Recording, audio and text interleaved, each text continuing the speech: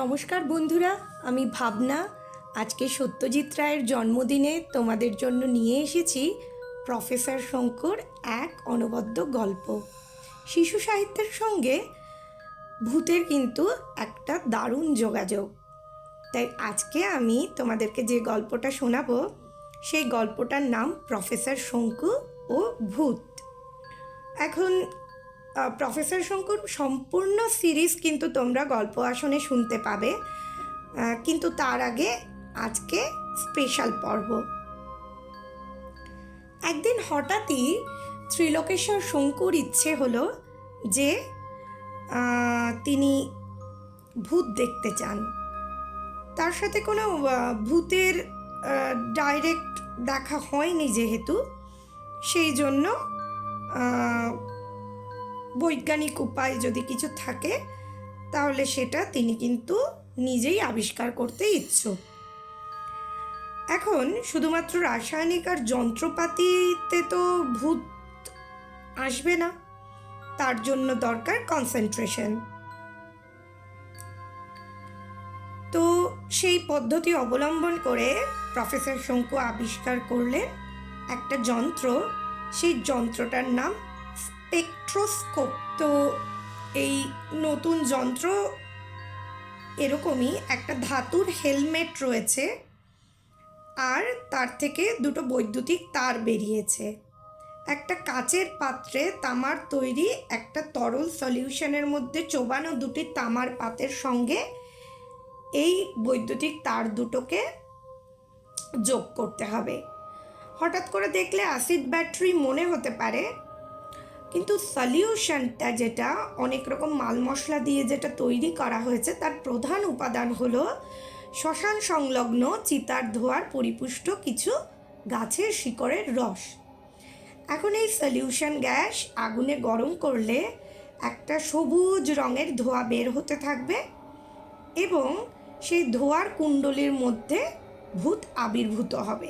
তিনি প্রথমেই চেয়েছিলেন যে কোনো ঐতিহাসিক ব্যক্তিকে সেখানে আনতে, তার জন্য তিনি কনসেন্ট্রেট করতে চাইছিলেন। কিন্তু সমস্যা হলো যে তিনি যখন ওই ল্যাবরেটরিতে ঢুকছিলেন তখন নিউটন, মানে প্রফেসর শঙ্কুর আদরের বিড়াল, সে কী করেছিল, একখানা আরশোলাকে মেরেছিল। আর সেই আরশোলাটিকে প্রফেসর শঙ্কু দেখেছিলেন এবং যখনই তিনি কনসেন্ট্রেট করতে যাচ্ছিলেন তখনই সেই আরশোলার ভূত কিন্তু নেমে এসেছে।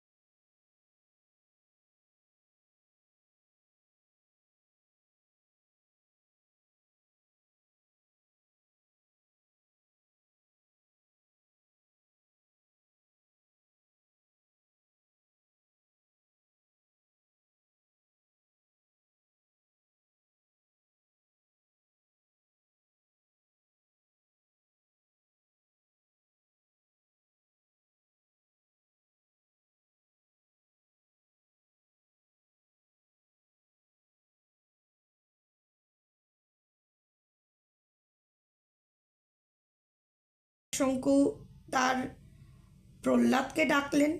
চাকর প্রহ্লাদ এসে বলল, বাবু তো সারা সকাল বাড়িতেই ছিলেন, সুতরাং বাবুর পক্ষে তো কোনোভাবেই আজকে নদীর ধারে বেড়াতে যাওয়া সম্ভব নয়। এরপরে কিন্তু সন্ধেবেলাও আরও একবার এরকমই কিছু একটা ঘটনা ঘটল। তখন চাকর বলল সে নাকি ল্যাবরেটরিতে প্রফেসরকে চা জলখাবার সব দিয়েছে এবং প্রফেসরের চকচকে টাকটাও দেখেছে।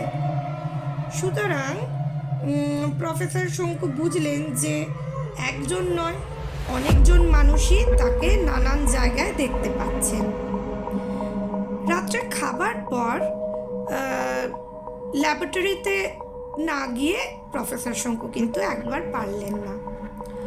তখন দেখছেন ল্যাবরেটরিতে তার সমস্ত যন্ত্রপাতি একই রকম আছে, তো ঘরের বাতি নিভিয়ে দিলেন। তখন দক্ষিণ দিকের জানালা দিয়ে তার একটুখানি বাগানের দিকে চোখ পড়ল। যে ডেক চেয়ারে তিনি বসে থাকেন সেখানে কিন্তু অবিকল তিনি তার মতো দেখতে এক বৃদ্ধ লোককে দেখতে পেলেন, কিন্তু হাতে নাতে ধরবেন বলে তাকে যখনই সেখানে পা টিপে টিপে যাওয়া তিনি উপস্থিত হলেন, তখন কিন্তু আর কাউকে খুঁজে পেলেন না। ভয় কিন্তু এইবার এত বড় বৈজ্ঞানিকেরও একেবারে অবস্থা খারাপ। এ যেন সশরীরেই প্রফেসর ভূত দেখলেন, তাও অবিকল নিজের মতো দেখতে। দুদিন ধরে নিজের শোবার ঘর থেকে বেরোলেন না। চাকর প্রহ্লাদকে বললেন, দরজার সিটকিনি বাইরে থেকে বন্ধ করে দাও এবং ভারী একটা টেবিল দিয়ে সেটাকে চাপা দিয়ে দাও। আর প্রহ্লাদও তেমন বাধ্য মানুষের মতো তাকে দুবেলা করে খাবার ওই ঘরের মধ্যেই দিয়ে যেতেন, জলখাবারও সেখানেই দেওয়া হতো এবং তাকে খাইয়ে তবেই প্রহ্লাদের ছুটি হতো এবং পুনরায় শোবার ঘরের দরজা বন্ধ হয়ে যেত। দুদিন পরে কিন্তু প্রফেসর এবার আর ওইভাবে আটক করে নিজেকে রাখতে পারলেন না। বৈঠকখানায় এলেন। বৈঠকখানায় এলে প্রহ্লাদের কাছে খানিকটা চা চাইলেন। চা খেয়ে এবারে তিনি চললেন তার স্বাদের ল্যাবরেটরির কাছে। ল্যাবরেটরিতে গিয়ে তিনি দেখছেন তার সমস্ত যন্ত্র সব কিছুই একেবারে ঠিকঠাক রয়েছে। এরকম সময় তিনি এই দুদিন ধরে মোটামুটি ভীত সন্ত্রস্ত হয়ে থাকলেও নিজের ঘরে বসে যেটা করেছেন সেটা হলো গিয়ে কনসেন্ট্রেশন অভ্যাস করেছেন। যাই হোক, এবার যখন যন্ত্র নিয়ে স্পেকট্রোস্কোপ যন্ত্র নিয়ে তিনি বসলেন, লোহার হেলমেটটা পরার পরেই কিন্তু তিনি আহ্বান জানালেন সেই নবাব সিরাজদৌল্লাকে।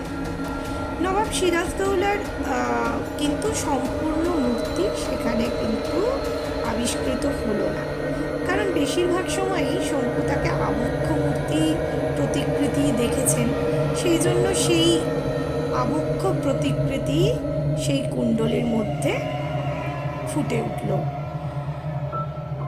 এবারে সিরাজদৌল্লার কঙ্কাল থেকে যখন পাগড়ি এই সবগুলো তৈরি হয়েছে এবং চোখের মনির কিছুটা আভাস পাওয়া যাচ্ছে, সঙ্গে সঙ্গে পুনরায় সেই অট্টহাস্য, যে অট্টহাস্য শুনে প্রফেসর শঙ্কু পূর্বে অজ্ঞান হয়ে গেছিলেন। তখন সবুজ ধোঁয়ার আবরণ ভেদ করে টেবিলের দিকে এগিয়ে এলো যেন প্রফেসর শঙ্কুরই প্রতিবিম্ব। এও কি হয়, মানুষে মানুষে এমন হুবহু সাদৃশ্য? সেটা তো প্রফেসরের জানা ছিল না। অস্বাভাবিক তীক্ষ্ণ উজ্জ্বল দৃষ্টি নিক্ষেপ করে আগন্তুক বললেন, ত্রিলোকেশ্বর, তোমার প্রতি আমি কৃতজ্ঞ। তুমি আমার অনেক দিনের বাসনা চরিতার্থ করেছ। আমি তখন প্রফেসর তো কোনো রকমে ঢোক গিলেছেন। আগন্তুক বললেন, বলছি ধৈর্য ধরো। উষ্ট্রির ধারেই ছিল সেই আগন্তুকের সাধনার স্থান। কলুক বাবার শিষ্যত্ব গ্রহণ করে 16 বছর বয়সে তিনি গৃহত্যাগ করেছিলেন। আর ধ্যানস্থ অবস্থায় প্রচণ্ড শিলাবৃষ্টিতে ব্রহ্মতালুতে শিলার আঘাতে নাকি তার মৃত্যু হয়েছিল। তারপর কিন্তু অনেকবার ইচ্ছে হয়েছে আগন্তুকের এখানে ফিরে আসার, কিন্তু তার পক্ষে সশরীরে অবতীর্ণ হওয়া সম্ভব হয়নি। কিন্তু প্রফেসরের বিজ্ঞান আর এই আগন্তুকের তন্ত্রের সংযোগে এতদিনে নাকি তিনি মর্তে আসতে পেরেছেন। আসলে প্রথম দিন প্রফেসর ধ্যানস্থ হওয়ার কয়েক মুহূর্তের মধ্যেই নাকি সেই আগন্তুক এই ইহলোকে আসতে পেরেছিলেন। তার অকস্মাৎ মৃত্যুর ফলে তার কিছু যোগ সাধনার সরঞ্জাম এর কোনো ব্যবস্থা তিনি করে যেতে পারেননি, কিন্তু অনুপযুক্ত লোকের হাতে পড়লে তাতে কিন্তু অনিষ্ট হওয়ার সম্ভাবনা ছিল। তাই প্রথম দিন যখন তিনি এই ইহলোকে এসেছেন সেদিনই কিন্তু প্রফেসরের সঙ্গে দেখা করেননি আর চলে গেছেন উষ্ট্রির ধারে। উষ্ট্রির ধারে সেই তার যোগ সাধনার জিনিস তিনি অনুসন্ধান করার পরে তারপরে সেগুলোকে উষ্ট্রির জলে নিক্ষেপ করেছেন এবং তিনি শান্ত হয়েছেন এই ভেবে যে আর কোনো ভয় নেই।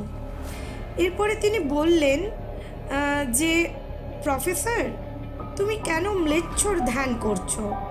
ম্লেচ্ছরা তো এই তন্ত্র সাধনা জানে না। তাই আর দ্বিতীয় কথা হলো গিয়ে তারা তাদের সঙ্গে প্রফেসরের কোনো রক্তের সম্বন্ধও নেই। এখন প্রফেসর জিজ্ঞাসা করলেন, তাহলে কি আপনার সঙ্গে আমার কোনো রক্তের সম্বন্ধ আছে? তখন আগন্তুক জানালো তিনি বটুকেশ্বর শঙ্কু, প্রফেসরের প্রপিতামহ। তারপরে সেই আগন্তুক মানে বটুকেশ্বর শঙ্কু ত্রিলোকেশ্বর শঙ্কুর সঙ্গে করমর্দন করলেন। সেই হাত ছিল অস্বাভাবিক শৈত। বটুকেশ্বর হেসে উঠে বললেন, ঠান্ডা লাগছে না? তবে চলি। এরপরে তো বটুকেশ্বর ধোয়ার কুণ্ডলীর মধ্যে প্রবেশ করলেন আর উধাও হয়ে গেলেন। আবার অবিনাশবাবু এসেছিলেন প্রফেসর শঙ্কুর কাছে। প্রফেসরকে তিনি একখানা উষ্ট্রির ধারে প্রফেসরের ছবিও দেখাতে চেয়েছিলেন, কিন্তু সেই ছবিতে শুধু বালি আর জল আর পাথর, প্রফেসর কিন্তু কোথাও নেই। কালকে কিন্তু শুনতে ভুলো না গল্প আসন। আশির চা, এই গল্পটা তোমার কেমন লেগেছে? খুব ভালো লেগেছে।